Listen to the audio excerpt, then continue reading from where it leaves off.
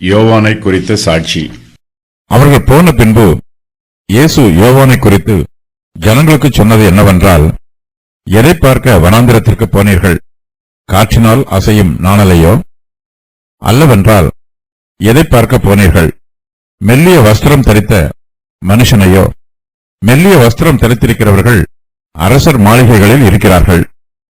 அல்லவென்றால் எதை பார்க்க போனீர்கள்? தீர்க்கதரிசியையோ? ஆம், தீர்க்கதரிசியை பார்க்கிலும் மேன்மையுள்ளவனையே என்று உங்களுக்கு சொல்லுகிறேன். அது எப்படி எனில், இதோ நான் என் தூதனை உமக்கு முன்பாக அனுப்புகிறேன், அவன் உமக்கு முன்னே போய் உமது வழியை ஆயத்தம் பண்ணுவான் என்று எழுதிய வாக்கியத்தால் குறிக்கப்பட்டவன் இவன்தான். ஸ்திரீகளிடத்தில் பிறந்தவர்களில் யோவான் ஸ்நானனை பார்க்கிலும் பெரியவன் ஒருவனும் எழும்பினதில்லை. ஆகிலும் பரலோக ராஜ்யத்தில் சிறியவனாய் இருக்கிறவன் அவனிலும் பெரியவனாய் இருக்கிறான் என்று உங்களுக்கு மெய்யாகவே சொல்லுகிறேன். யோவான் ஸ்நானன் காலம் முதல் இதுவரைக்கும் பரலோக ராஜ்யம் பலவந்தம் பண்ணப்படுகிறது. பலவந்தம் பண்ணுகிறவர்கள் அதை பிடித்துக் கொள்ளுகிறார்கள். நியாயப்பிரமாணமும் தீர்க்கதரிசிகள் யாவரும் யோவான் வரைக்கும் தீர்க்க தரிசனம் உரைத்ததுண்டு. நீங்கள் ஏற்றுக்கொள்ள மனதாயிருந்தால் வருகிறவனாகிய எலியா இவன்தான். கேட்கிறதற்கு காதுள்ளவன் கேட்க கடவன். காற்றினால் அசையும் நாணல். அவர்கள் போன பின்பு இயேசு யோவானை குறித்து ஜனங்களுக்கு சொன்னது என்னவென்றால், எதை பார்க்க வனாந்திரத்திற்கு போனீர்கள்? காற்றினால் அசையும் நாணலையோ? யோவான் ஸ்நானன் காற்றினால் அசையும் நாணலை போன்றவன் அல்ல. தன்னுடைய விசுவாசத்தில் உறுதியானவன், உறுதியாக உபதேசிக்கிறவன், தன்னுடைய கொள்கையில் மனம் பேதலிக்கிறவன் அல்ல. தன்னுடைய மனமாற்றத்திலும் யோவான் உறுதியாக இருக்கிறான். யோவான் ஸ்நானனுடைய வாழ்க்கையில் பலவிதமான காற்று அடித்தது. அவனுடைய உபதேசத்தை ஜனங்கள் புகழ்ந்தார்கள். அது அவனுக்கு தென்றல் காற்றைப் போல இனிமையாக இருந்திருக்கும். அவனுக்கு ஏரோது ராஜாவின் மூலமாக பிரச்சனைகள் உண்டாயிற்று. இந்த பிரச்சனைகள் அவனுக்கு புயல் காற்றைப் போல இருந்திருக்கும். இவை இரண்டிற்கும் மத்தியில் யோவான் ஸ்நானன் தன்னுடைய விசுவாசத்திலும் ஊழியத்திலும் வளைந்து கொடுக்காமல் அசைந்து ஆடாமல் உறுதியாக இருக்கிறான். எல்லா காற்றுக்கும் முன்பாக தன் சுபாவத்தை ஒன்றுபோல் வெளிப்படுத்துகிறான். இயேசு கிறிஸ்து காற்றினால் அசையும் நாணலை பற்றி சாட்சி கூறவில்லை. எல்லா சூழ்நிலையிலும் அசையாமல் இருக்கும் யோவான் ஸ்நானனையே புகழ்ந்து கூறுகிறார். ஏராளமான ஜனங்கள் யோவான் ஸ்நானனிடம் வந்தார்கள். அவர்கள் காற்றினால் அசையும் நாணலை பார்ப்பதற்கு வரவில்லை. விசுவாசத்தில் அசையாமல் இருந்து வளைந்து கொடுக்காமல் ஊழியம் செய்த யோவான் ஸ்நானனையே பார்க்க வந்தார்கள். ஊழியத்தில் அசையாமல் எடுத்த தீர்மானத்தில் உறுதியாக இருப்பது மிகவும் நல்லது. நமது ஊழிய பாதையில் நமக்கு சாதகமான சூழ்நிலைகளும் பாதகமான சூழ்நிலைகளும் வரும். ஒரு சிலர் நம்மோடு சிநேகமாக இருப்பார்கள், ஒரு சிலர் நம்மை பகைப்பார்கள். எல்லா சூழ்நிலைகளிலும் நாம் மன ரம்மியத்தோடு ஊழியம் செய்ய கற்றுக்கொள்ள வேண்டும். மனுஷருடைய பாராட்டுதல்களுக்கு மயங்கிவிடவும் கூடாது. அதே வேளையில் அவர்களுடைய அச்சுறுத்துதல்களுக்கு பணிந்துவிடவும் கூடாது. பாலஸ்தீன தேசத்தில் யோர்தான் நதிக்கரையில் நாணற்புல் அதிகமாகவும் அடர்த்தியாகவும் வளர்ந்திருக்கும். அவை 20 அடி உயரம் வரையிலும் வளர்ந்து பசுமையாக இருக்கும். மற்ற புற்கள் கருகிப்போய் இருந்தாலும் இவை எப்போதும் செழித்து வளரும். பறவைகளும் விலங்குகளும் நாணல் புற்களின் நிழலில் வந்து தங்கும். இந்த வசனத்தில் காற்றினால் அசையும் நாணல் என்பது எபிரேய வழக்குச் சொல். நிலையில்லாமல் நேரத்திற்கு ஒரு பேச்சை பேசும் மனுஷரை குறிப்பதற்கு எபிரேயர்கள் இந்த வாக்கியத்தை பயன்படுத்துவார்கள். அத்துடன் சொல்வது ஒன்று செய்வது ஒன்றாக முரண்படுவோரை குறிப்பதற்கும் இந்த வாக்கியத்தை பயன்படுத்துவார்கள். யோவான் ஸ்நானனை பொறுத்தவரையில் அவன் எதை விசுவாசித்தானோ அதையே கூறினான், அதையே செய்தான். தனது விசுவாசத்தில் உறுதியாக இருந்தான். மெல்லிய வஸ்திரம் தரித்தவன் அல்ல என்றால் எதை பார்க்க போனீர்கள்? மெல்லிய வஸ்திரம் தரித்த மனுஷனையோ? மெல்லிய வஸ்திரம் தரித்திருக்கிறவர்கள் அரச மாளிகைகளில் இருக்கிறார்கள். யோவான் ஸ்நானன் ஒட்டக மயிர் உடையை தரித்திருந்தான். தன் அறையில் வார்க்கச்சையை கட்டியிருந்தான். யோவான் ஸ்நானன் ஒருபோதும் மெல்லிய வஸ்திரம் தரித்திருந்ததாக வசன குறிப்பு எதுவும் இல்லை. மெல்லிய வஸ்திரம் தரித்திருக்கிறவர்கள் அரசர் மாளிகையில் இருக்கிறார்கள். யோவான் வனாந்தரத்தில் இருக்கிறான். இவன் தன்னைத்தானே வெறுத்தவன், உயர்ந்த வஸ்திரங்களின் மீது பிரியப்படாதவன், மிகவும் எளிமையானவன். ஆகையினால் சாதாரண ஒட்டகமயிர் வஸ்திரத்தை தரித்திருக்கிறான். இவனுடைய வஸ்திரம் வனாந்தரத்தில் ஜீவிப்பதற்கு ஏற்ற பிரகாரமாக இருக்கிறது. மனம் திரும்புதலுக்கு ஏற்ற உபதேசத்தை அவன் அங்கு பிரசங்கிக்கிறான்.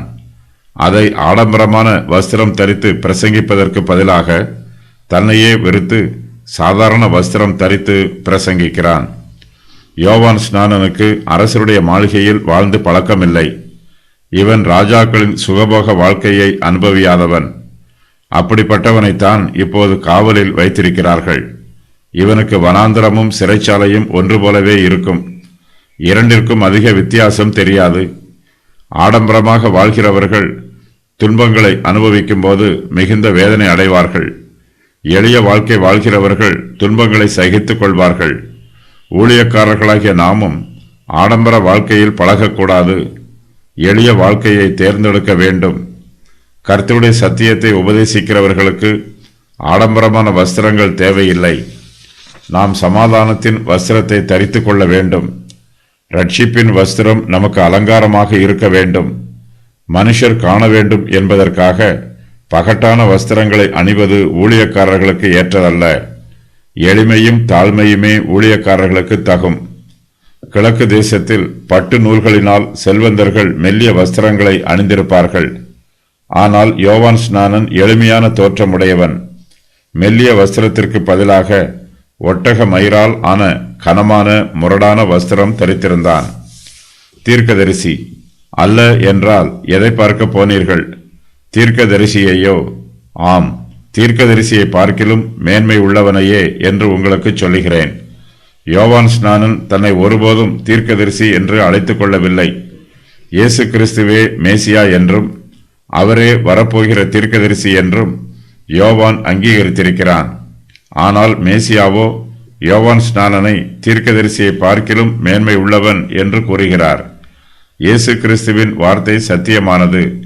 அவரே நியாயமுள்ள நியாயாதிபதியாக இருக்கிறார். அவருடைய கணிப்பு எப்போதுமே நீதியாக இருக்கும். இயேசு கிறிஸ்துவுக்கு பாதைகளை ஆயத்தம் பண்ண வந்த யோவான் ஸ்நானன் அவருக்கு முன்னோடியாக இருக்கிறான். அவன் ஒரு ராஜா அல்ல, அவன் ஒரு தீர்க்கதரிசி. அவன் பழைய ஏற்பாட்டு தீர்க்கதரிசிகளை விட மேன்மை உள்ளவன். அவர்கள் இயேசு கிறிஸ்துவின் நாளை தூரத்தில் இருந்து தரிசித்தார்கள். ஆனால் யோவானோ அந்த நாள் விடிந்து உதயமாவதை காண்கிறான். நீதியின் சூரியன் உதிப்பதை காண்கிறான். பழைய ஏற்பாட்டு தீர்க்கதரிசிகள் இயேசு கிறிஸ்துவை முன்னறிவித்தார்கள். யோவானோ இயேசுவோடு நேரடியாக பேசுகிறான். இயேசுவை சுட்டிக்காட்டி இதோ தேவ ஆட்டுக்குட்டி என்று அறிவிக்கிறான். இந்த சத்தியம் தெய்வீக வெளிப்பாடாகும். வழியை ஆயத்தம் பண்ணுகிறவன்.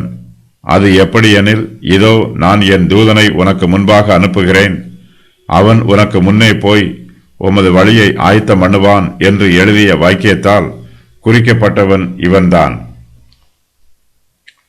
பழைய ஏற்பாட்டு தீர்க்கதரிசிகள் யோவான் ஸ்நானனை பற்றி முன் அறிவித்திருக்கிறார்கள். இவன் மேசியாவின் வழியை ஆயத்தம் பண்ணுவான் என்று தீர்க்க தரிசனமாக கூறியிருக்கிறார்கள். கிறிஸ்துவுக்கு முன்பாக யோவான் ஸ்நானன் அனுப்பப்பட்டிருக்கிறான். பழைய ஏற்பாட்டு தீர்க்கதரிசிகள் இவனை பற்றி முன் அறிவித்திருப்பதினால் இவன் அவர்களை விட மேன்மை உள்ளவனாக இருக்கிறான். மல்கியா தீர்க்கதரிசி, நான் என் தூதனை உமக்கு முன்பாக அனுப்புகிறேன் என்று யோவானை பற்றி முன் அறிவித்திருக்கிறார். இந்த வாக்கியம் மற்ற தீர்க்கதரிசிகளை பற்றி கூறவில்லை. மேசியாவின் செய்தியோடு யோவான் ஸ்நானன் வந்திருக்கிறார். தேவகுமாரனுடைய ரட்சிப்பின் செய்தியோடு இந்த தூதன் அனுப்பப்பட்டிருக்கிறான். இவன் தேவனுடைய தூதன், தேவனுடைய குமாரனுக்கு முன்பாக அனுப்பப்பட்டிருக்கிறவன்.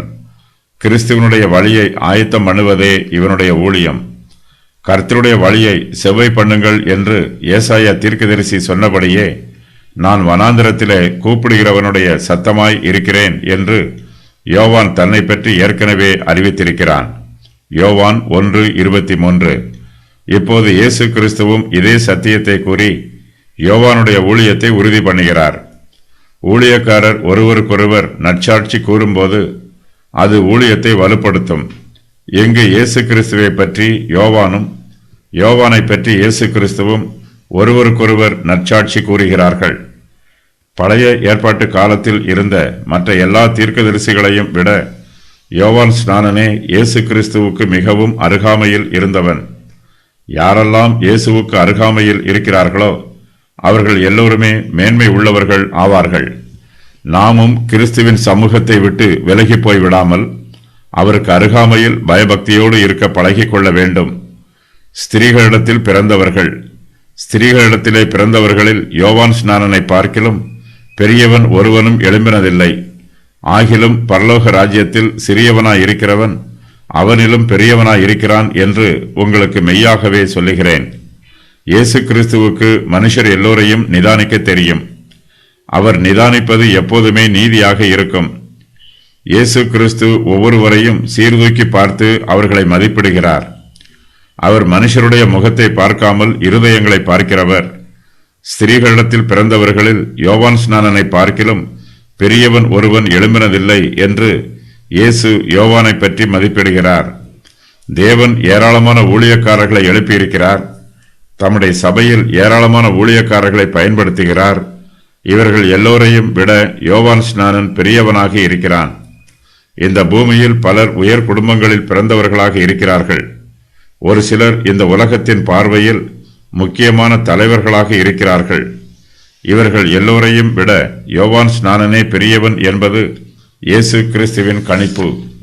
வெளித்தோற்றத்தின் பிரகாரமாகவோ அல்லது மனுஷருடைய பாரம்பரியம், பராக்கிரமம் ஆகியவற்றின் பிரகாரமாகவோ இயேசு கிறிஸ்து மனுஷரை நிதானித்து பார்ப்பதில்லை. இயேசுவின் பார்வையில் பரிசுத்தவான்களே இந்த உலகத்தில் பெரியவர்களாக இருக்கிறார்கள். யோவான் ஸ்நானனுடைய பரிசுத்தத்தை கிறிஸ்து காண்கிறார். ஆகையினால் அவன் கர்த்தருக்கு முன்பாக பெரியவனாயிருப்பான் என்று அறிவிக்கிறார். ஸ்திரீகளிடத்தில் பிறந்தவர்களில் யோவான் ஸ்நானன் பெரியவன். ஆகிலும் பரலோக ராஜ்யத்தில் சிறியவனாக இருக்கிறவன் கூட யோவான் ஸ்நானனிலும் பெரியவனாக இருக்கிறான். பரலோகத்தின் மகிமையில் வித்தியாசம் உண்டு. ஒரு சிலர் அதிக மகிமை பெற்றிருப்பார்கள். ஒரு சிலருடைய மகிமை குறைவாக இருக்கும். எல்லா பாத்திரங்களும் நிறைவாக இருந்தாலும் அந்த பாத்திரங்களின் கொள்ளளவு வித்தியாசமாக இருக்கும். அதுபோல விசுவாசிகள் எல்லோரும் பரலோகத்திற்கு போனாலும் அங்கு அவர்களுக்கு கொடுக்கப்படும் மகிமையில் வித்தியாசம் இருக்கும். பரலோகத்தில் உள்ள பரிசுத்தவான்களில் சிறியவனும் இருப்பான், பெரியவனும் இருப்பான்.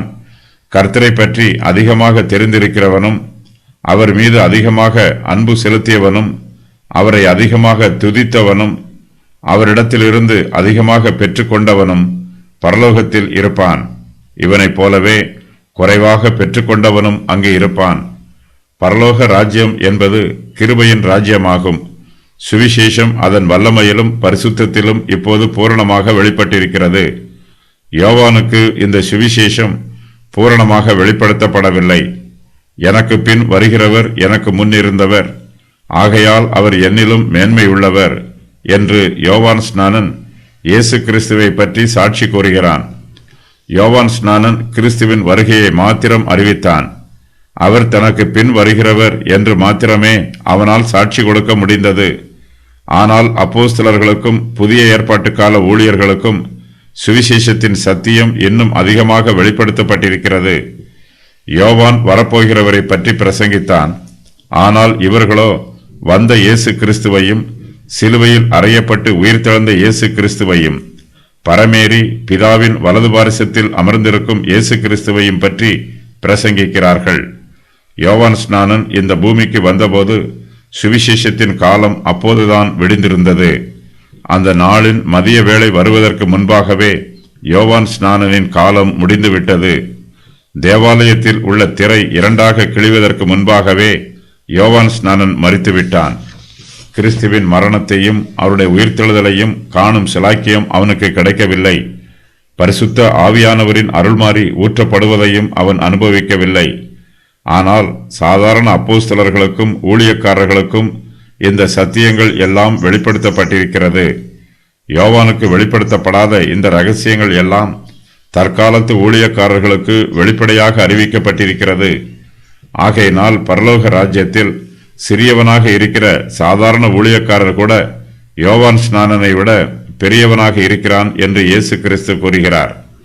மனுஷருடைய உண்மையான மேன்மை அவருடைய தோற்றத்திலோ, பேச்சிலோ, புகழ்ச்சியிலோ, பராக்கிரமத்திலோ, பாரம்பரியத்திலோ இல்லை. தேவன் தமது இரகசியத்தை எந்த அளவுக்கு ஒருவனுக்கு வெளிப்படுத்தி இருக்கிறார் என்பதை வைத்தே அவனுடைய உண்மையான மேன்மை கணக்கிடப்படுகிறது. நாமும் தேவனுடைய கிருபை நமக்கு வெளிப்பட வேண்டும் என்று வாஞ்சிக்க வேண்டும். நாம் தேவனுடைய கிருபையை விருதாவாக பெற்றுக்கொள்ளக்கூடாது.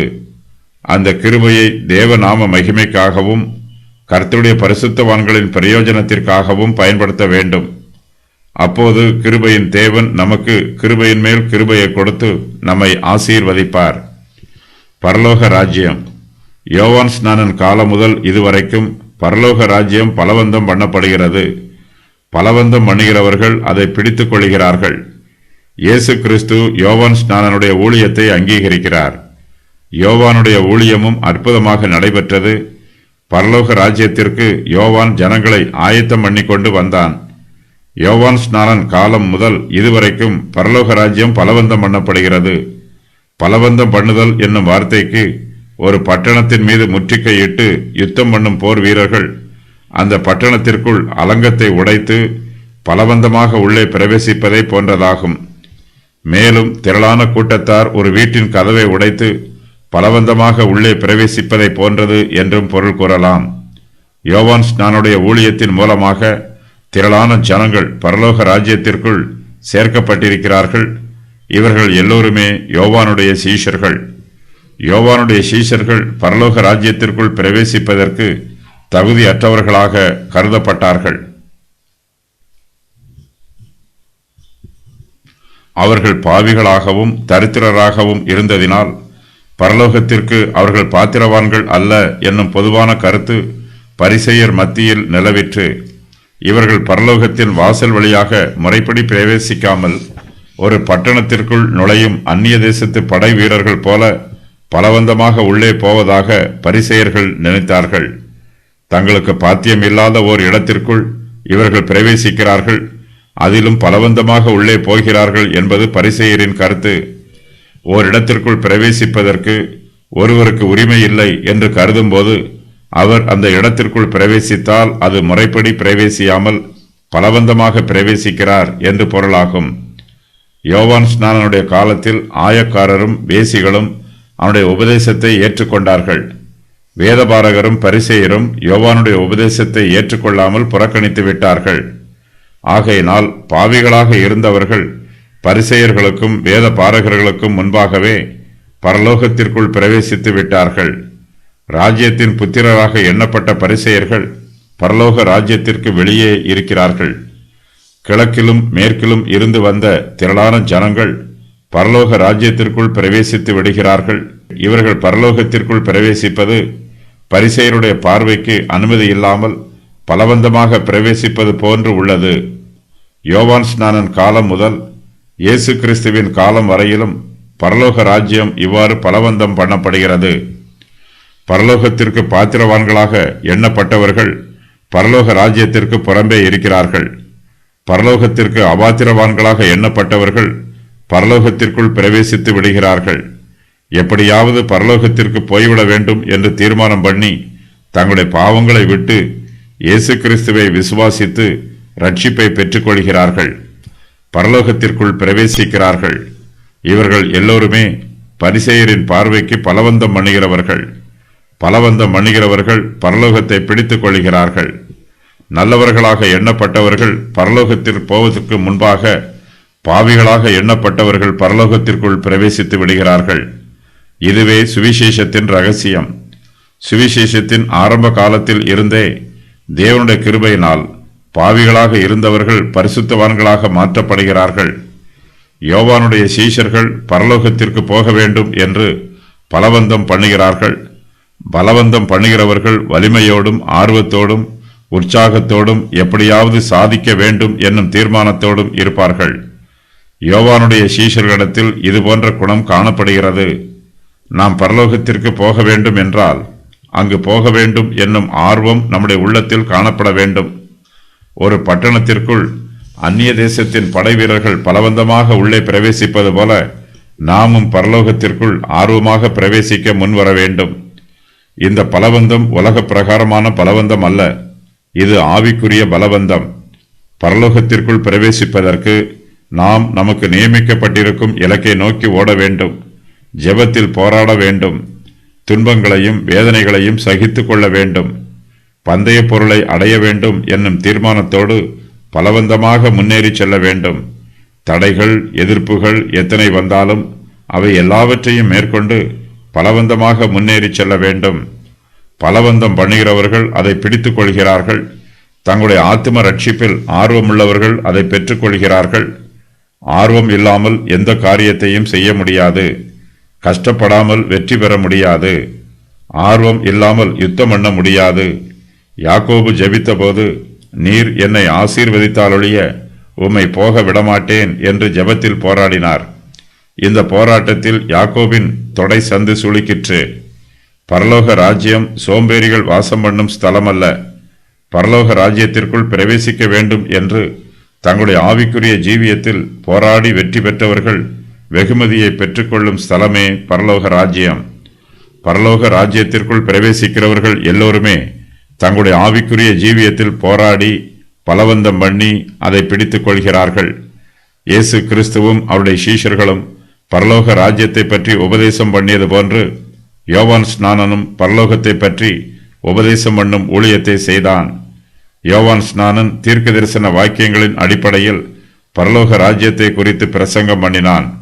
ஆனால் இயேசு கிறிஸ்துவோ பரலோக ராஜ்யத்தை குறித்து வெளியரங்கமாக பிரசங்கம் பண்ணுகிறார். இயேசுவின் பிரசங்கத்தை கேட்கும் ஜனங்கள் பரலோக ராஜ்யத்தை குறித்து தெளிவடைகிறார்கள். எப்படியாவது அந்த ராஜ்யத்தில் பங்கு பெற வேண்டும் என்று வைராக்கியமாக இருக்கிறார்கள். பலவந்தம் பண்ணியாவது பரலோக ராஜ்யத்தை பெற்றுக்கொள்ள வேண்டும் என்பது அவர்களுடைய விருப்பம். தங்களுடைய பாவங்களை விட்டுவிட்டு சாத்தானுடைய அதிகாரத்தில் இருந்து விடுதலையாகி இந்த உலக கவலைகளில் இருந்து பிரிந்து வந்து தேவனுடைய ராஜ்யத்தை எப்படியாவது பெற்றுக்கொள்ள வேண்டும் என்று வைராக்கியமாக இருக்கிறார்கள். இந்த சுவிசேஷத்திற்கு தங்களுடைய குடும்பத்தார் எதிர்ப்பு தெரிவிக்கும் போது தங்களுடைய விசுவாசத்தில் உண்மையான சாட்சிகளாக நிற்கிறார்கள். வருகிறவனாகிய எலியா. நியாயப்பிரமாணமும் தீர்க்கதரிசிகள் யாவரும் யோவான் வரைக்கும் தீர்க்க தரிசனம் உரைத்ததுண்டு. நீங்கள் ஏற்றுக்கொள்ள மனதாய் இருந்தால் வருகிறவனாகிய எலியா இவன்தான். யோவான் ஸ்நானனுடைய காலம் ஆரம்பமாகும் போது பழைய ஏற்பாட்டு காலம் முடிவு பெறுகிறது. பரலோக ராஜ்யம் சமீபத்திருக்கிறது என்று யோவான் பிரசங்கம் பண்ணினார். இவருடைய காலத்தில் அது சமீபமாக இருந்ததை போன்று பழைய ஏற்பாட்டு காலத்தில் பரலோக ராஜ்யம் சமீபமாக இல்லை. நியாய பிரமாணமும் தீர்க்கதரிசிகள் யாவரும் யோவான் வரைக்கும் தீர்க்க தரிசனம் உரைத்தார்கள் என்று இயேசு கிறிஸ்து குறிப்பிடுகிறார். பழைய ஏற்பாட்டின் வெளிச்சம் நியாய பிரமாணத்திலும் தீர்க்கதரிசிகள் மூலமாகவும் வெளிப்படுத்தப்பட்டது. அவர்கள் கிறிஸ்துவையும் அவருடைய ராஜ்யத்தையும் மங்கிய வெளிச்சத்தில் கண்டார்கள். புதிய ஏற்பாட்டு காலத்தில் ஜீவிக்கும் நாமோ பாக்கியவான்கள், தேவனால் ஆசீர்வதிக்கப்பட்டவர்கள். பழைய ஏற்பாட்டு தீர்க்க தரிசனங்களை புதிய ஏற்பாட்டு உபதேசங்கள் விளக்குகின்றன. அதே வேளையில் பழைய ஏற்பாட்டு தீர்க்க தரிசனங்கள் புதிய ஏற்பாட்டு உபதேசங்களை உறுதி பண்ணுகின்றன.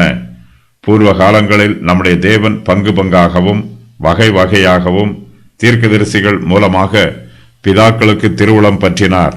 இந்த கடைசி நாட்களில் தமது குமாரன் இயேசு கிறிஸ்து மூலமாய் நமக்கு திருவுளம் பற்றுகிறார். ஆசரிப்பு கூடாரத்தில் உள்ள உடன்படிக்கை பெட்டியின் மீது 2 கேருபீன்கள் ஒன்றை ஒன்று பார்த்து கொண்டு அமர்ந்திருக்கின்றன. பழைய ஏற்பாடும் புதிய ஏற்பாடும் இவ்விரண்டு கேருபீன்களைப் போலவே உள்ளன. பழைய ஏற்பாட்டு தீர்க்கதரிசிகள் வரப்போகிற பரலோக ராஜ்யத்தை பற்றி முன் அறிவித்தனர். ஆனால் அதை அறிவித்தவர்கள் இப்போது இல்லை. மோசேயும் தீர்க்கதரிசிகளும் மரித்து போனார்கள். அப்போஸ்தலர்களும் சுவிசேஷர்களும் மரித்து விட்டார்கள். ஆனால் கர்த்தருடைய வசனமோ என்றென்றைக்கும் நிலைத்திருக்கும். சூரிய வெளிச்சம் பிரகாசமாக இருக்கும்போது விளக்கின் வெளிச்சம் மங்கலாக இருக்கும். நீதியின் சூரியனாகிய இயேசு கிறிஸ்து இந்த பூமியில் வெளிப்பட்டதினால் அவரை பற்றி உரைக்கப்பட்ட தீர்க்க தரிசனங்கள் அவருக்கு முன்பாக மங்கலாக இருக்கிறது. இயேசு கிறிஸ்துவின் காலத்தில் இருந்து புதிய ஏற்பாட்டு காலம் ஆரம்பமாகிறது. இயேசு கிறிஸ்து யோவானை பற்றி கூறும்போது அவனை வருகிறவனாகிய எலியா என்று குறிப்பிடுகிறார். யோவான் ஸ்நானன் 2 ஏற்பாடுகளையும் இணைத்து கட்டும் ஒரு கயிறை போல இருக்கிறான். பழைய ஏற்பாட்டு நூல்களில் தீர்க்க தரிசனத்தின் முடிவுரையாக நான் உங்களிடத்திற்கு எலியா தீர்க்கதரிசியை அனுப்புகிறேன் என்று முன்னறிவிக்கப்பட்டிருக்கிறது. யோவான் காலம் வரைக்கும் இந்த வாக்கியம் தீர்க்க தரிசனமாகவே இருந்தது. யோவான் வந்தபோதோ இது வரலாறு ஆயிற்று. யோவான் காலத்தோடு தீர்க்கதரிசிகள் தங்கள் தீர்க்க தரிசன ஊழியத்தை நிறுத்தி கொண்டார்கள். இயேசு கிறிஸ்து யோவான் ஸ்நானனை பற்றி முக்கியமான சத்தியத்தை வெளிப்படுத்துகிறார். யோவான் ஸ்நானனே புதிய ஏற்பாட்டின் எலியா என்று தெளிவுபடுத்துகிறார். யோவான் ஸ்நானன் எலியாவின் ஆவியும் பலமும் உடையவனாய் இயேசு கிறிஸ்துவுக்கு முன்பாக நடக்கிறான். இந்த தீர்க்க தரிசனத்தில் கூறியுள்ள பிரகாரமாக யோவான் ஸ்நானன் பிதாக்களுடைய இருதயங்களை பிள்ளைகளிடத்திற்கும் கீழ்ப்படியாதவர்களை நீதிமான்களுடைய ஞானத்திற்கும் திருப்புகிறான். உத்தமமான ஜனத்தை கர்த்தருக்கு ஆயத்தப்படுத்துகிறான். இயேசு கிறிஸ்து யோவானை பற்றிய சத்தியத்தை வெளிப்படுத்தும் போது நீங்கள் ஏற்றுக்கொள்ள மனதாயிருந்தால் என்று குறிப்பிடுகிறார். ஜனங்கள் இந்த சத்தியத்தை ஏற்றுக்கொண்டாலும் ஏற்றுக்கொள்ளாமல் போனாலும் இயேசு கிறிஸ்து தாம் கூற வேண்டிய சத்தியத்தை ஒளிவு மறைவு இல்லாமல் வெளிப்படுத்துகிறார். யோவான் ஸ்நானனே ஜனங்களுக்கு வாக்குத்தத்தம் பண்ணப்பட்ட எலியாவாக இருக்கிறான். கர்த்தருக்கு ஜனங்களை ஆயத்தப்படுத்தும் ஊழியத்தை செய்கிறான். இயேசு கிறிஸ்து இரட்சகராக இருக்கிறார். யோவான் ஸ்நானன் எலியாவாக இருக்கிறான். இவர்களை பற்றிய சத்தியங்களை ஏற்றுக்கொள்கிறவர்களுக்கே இவர்கள் இரட்சகராகவும் எலியாவாகவும் இருப்பார்கள். காதுள்ளவன் கேட்க கடவன். கேட்கிறதற்கு காதுள்ளவன் கேட்க கடவன். தமது உபதேசத்தை ஜனங்கள் மிகுந்த கவனத்தோடு கேட்க வேண்டும் என்று இயேசு கிறிஸ்து கட்டளையிடுகிறார். சில சமயங்களில் சத்தியங்களை புரிந்து கொள்வதற்கு கடினமாக இருக்கும். சத்தியங்கள் வெளிச்சத்தில் இராமல் இருளில் இருப்பது போன்று இருக்கும். ஆகையினால் சத்தியத்தின் மீது மிகுந்த கவனம் செலுத்தினால் மாத்திரமே சத்தியத்தின் ரகசியத்தை புரிந்து கொள்ள முடியும். சத்தியத்தை கவனிப்பது நமக்கு மிகவும் நல்லது. தேவனுடைய காரியங்கள் எப்போதுமே மகத்துவமானவை, முக்கியமானவை. ஆகையினால் தேவனுடைய வார்த்தைகளை மிகுந்த கவனத்தோடு கேட்க வேண்டும். காதுள்ளவர்கள் எல்லோருமே கர்த்தர் கூறுவதை கேட்க வேண்டும். தேவன் நம்மிடத்தில் இருந்து புதியதாக எதையும் எதிர்பார்ப்பதில்லை. நம்மிடத்தில் உள்ளதை நாம் ஆற்றலோடு பயன்படுத்த வேண்டும் என்று கர்த்தர் விரும்புகிறார். தேவன் நமக்கு ஏற்கனவே காதுகளை கொடுத்திருக்கிறார். அந்த காதுகளை அடைத்து கொள்ளாமல் கர்த்தருடைய சத்தியத்தை கவனித்து கேட்க வேண்டும். காதுள்ளவர்கள் எல்லோருமே கேட்க வேண்டும். ஒரு சிலருக்கு காதுகள் இருந்தாலும் அவர்கள் சத்தியத்தை கேட்பதில்லை. இவர்கள் செவிட்டு விரியனை போன்றவர்கள். சத்தியத்திற்கு இவர்கள் தங்கள் காதுகளை அடைத்து கொண்டவர்கள்.